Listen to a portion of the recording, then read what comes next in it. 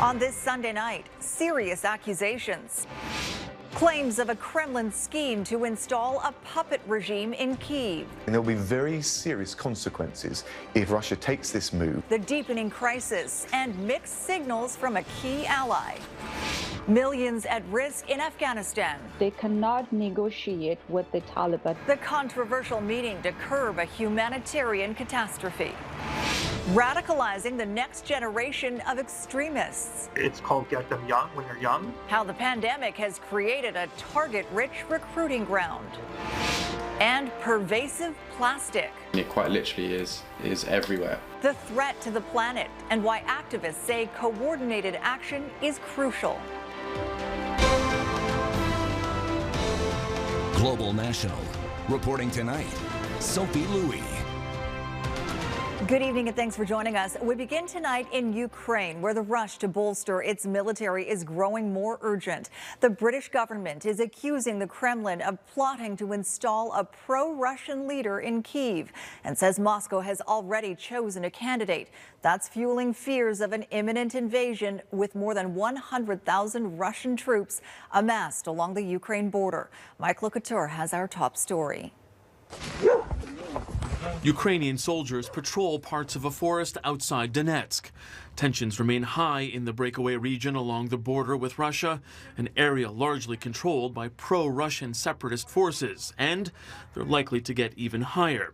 UK intelligence officials claim to have information indicating Russia is looking to install a pro-Kremlin government led by this former Ukrainian MP. There'll be very serious consequences if Russia takes this move to try and invade, but also install a puppet regime.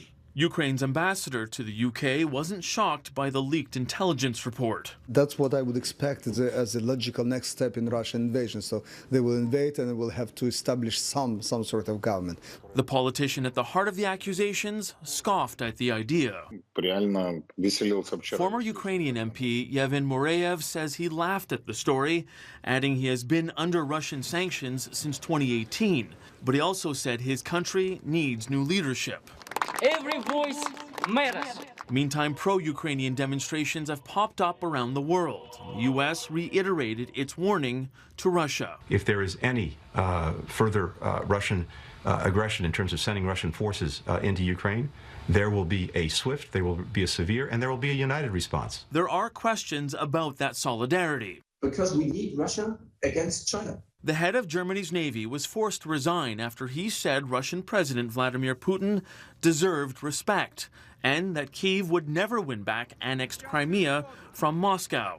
Comments that could be cause for concern, according to Matthew Light, an associate professor of European, Russian, and Eurasian studies. I suppose the suspicion remains that other people in the German military or high-level positions have similar views and are something more discreet about them. Canada's support for Ukraine has been unwavering, and in an interview on the West Block with Mercedes Stephenson, Defense Minister Anita Anand hinted she will be extending our troop deployment in the region. We do have a presence in Ukraine, around Ukraine, and we will continue to ensure our presence there. It's in my mandate letter. I will be delivering on it. Still, some continue to ask what more Canada can do. It's expected Prime Minister Trudeau will face those questions when he meets the media on Monday.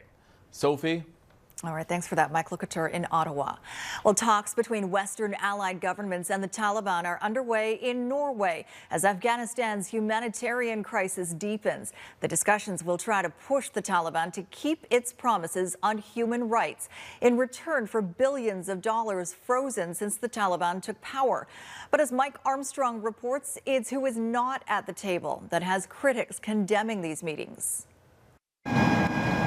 The Afghan delegation that arrived in Norway Saturday night is 15 members, all male. It is the first time Taliban representatives have been on European soil for talks since seizing power in August. Negotiations are being held at a resort northwest of the Norwegian capital. Norway is hosting, but there are delegations from the European Union, the US, the UK, Germany, France, and Italy.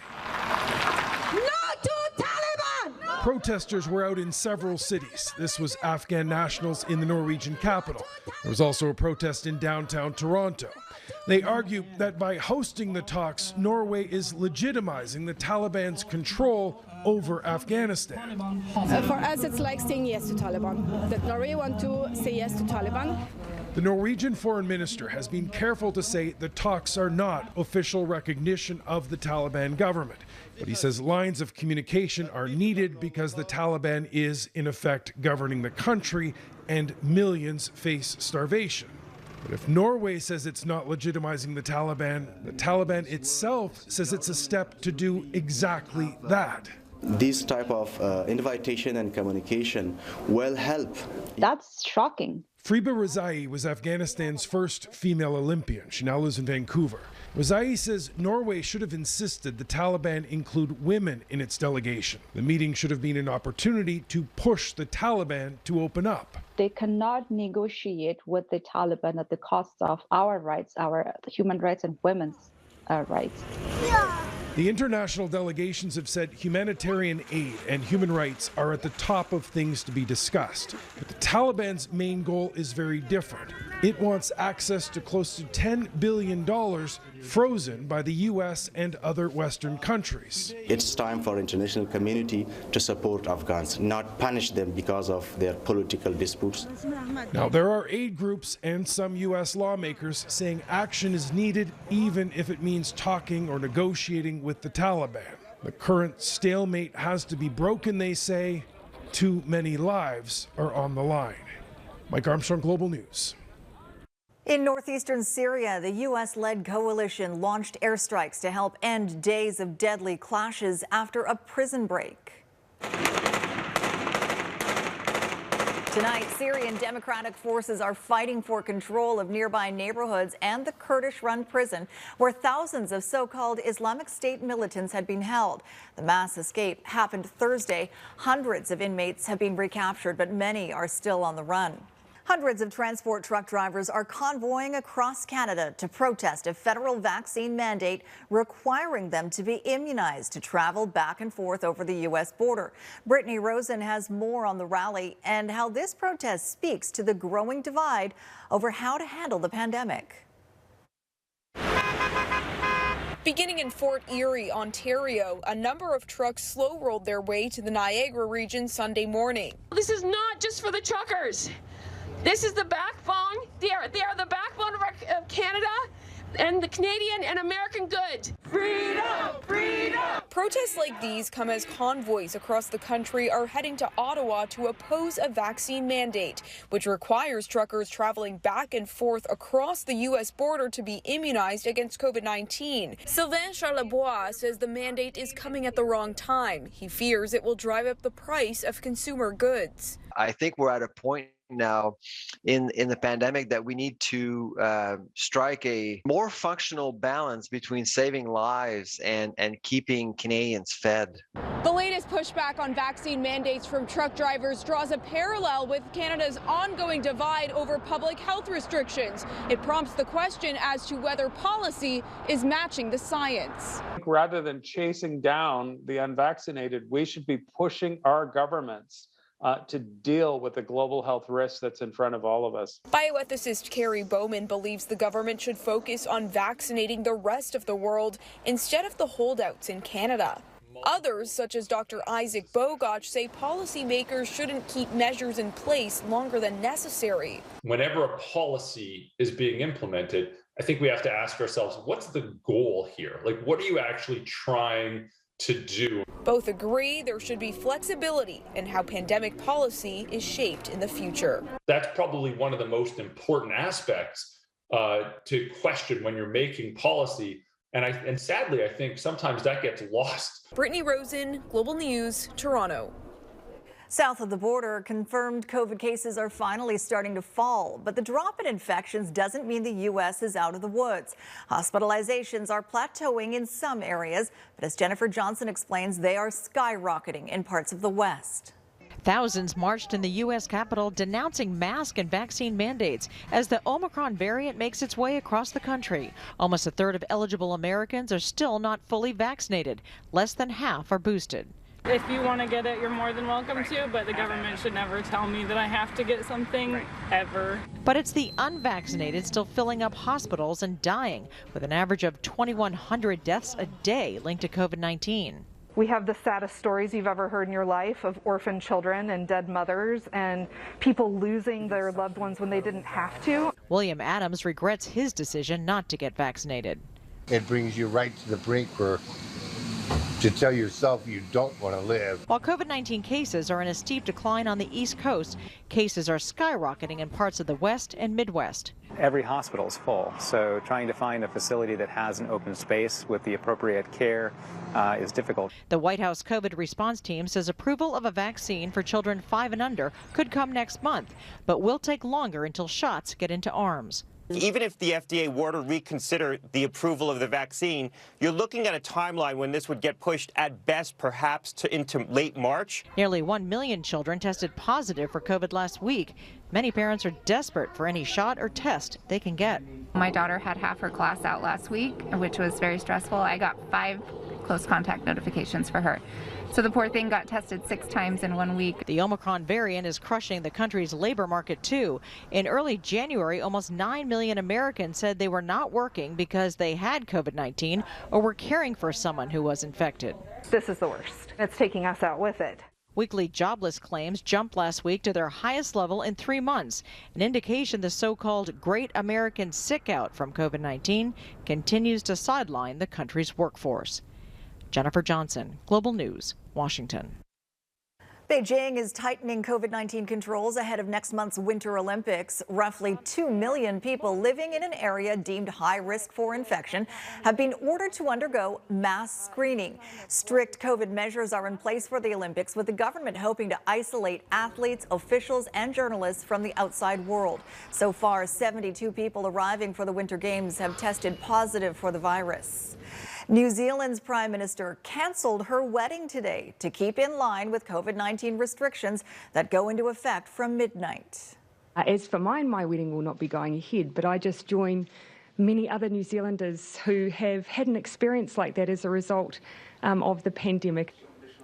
Jacinda Ardern says New Zealand will move to a so-called red setting, the country's highest COVID-19 alert level. Under the restrictions, people must wear a mask wherever they go, and gatherings like weddings, sporting events, and religious services are capped at 100 people.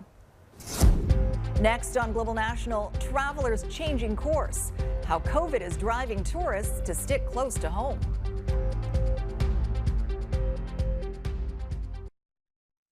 The pandemic has changed the way Canadians travel, with restrictions forcing many to stay local for their vacations.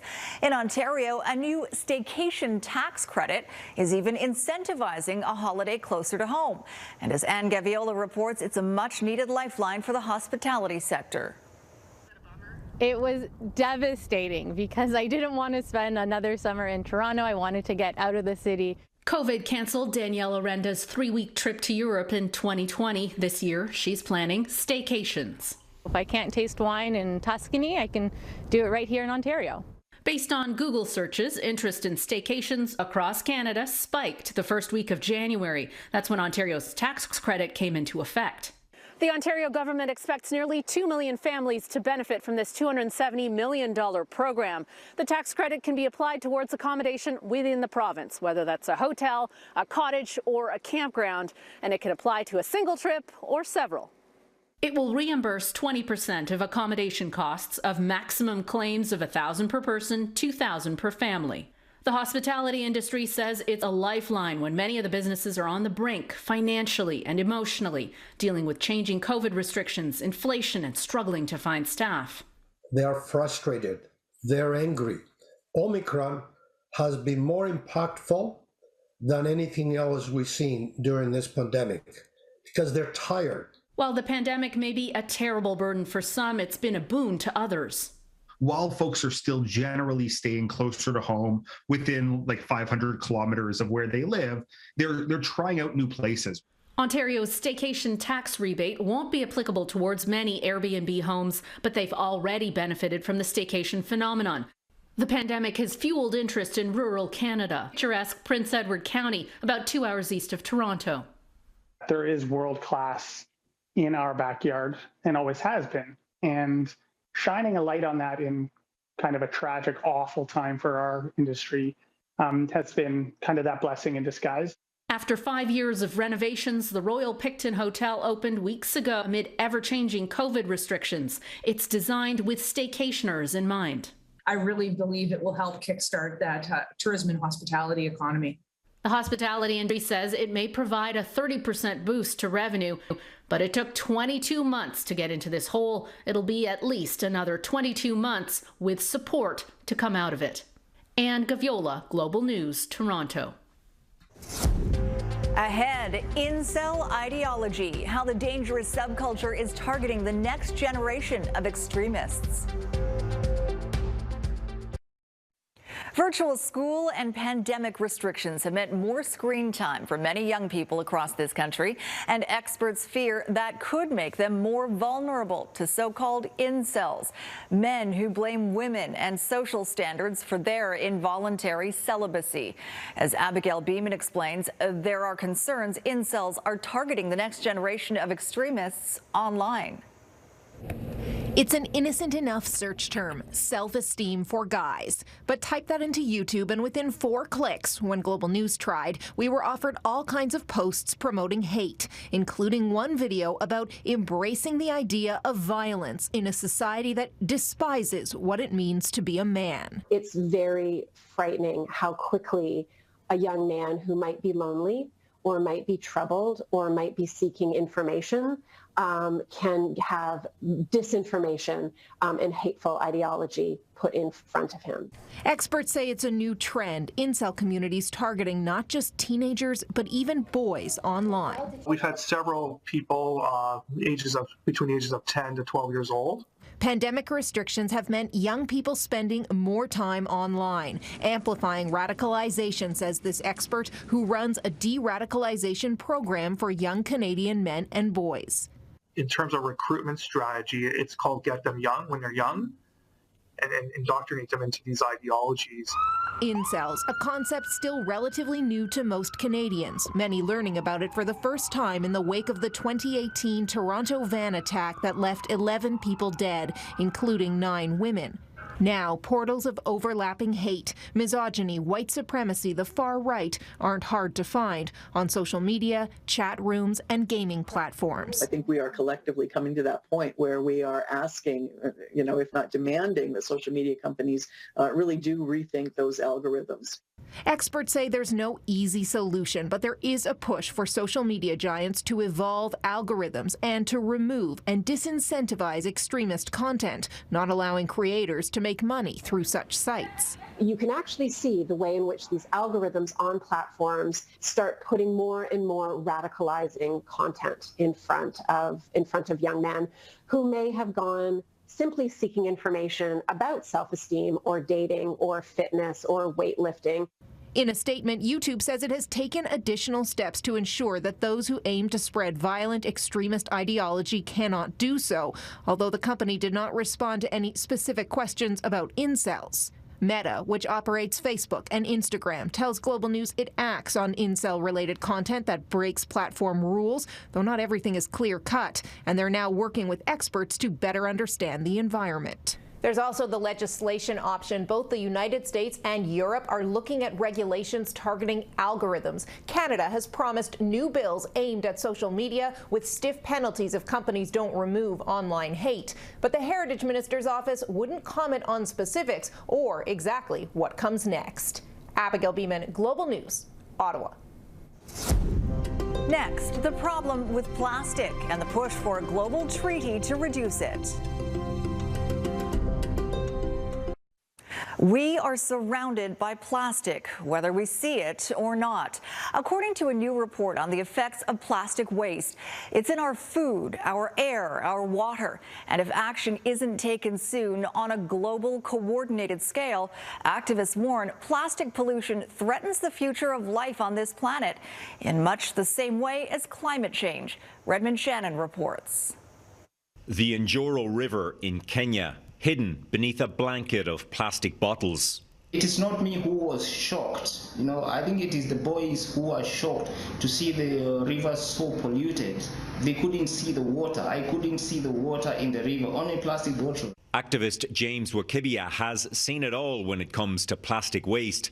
His country banned single-use plastic bags 5 years ago, with some success. Canada is looking to do the same with bags and some other single-use items like straws. Yeah, indeed, the whole world is addicted to the convenience of plastic bag, and that is where the problem is.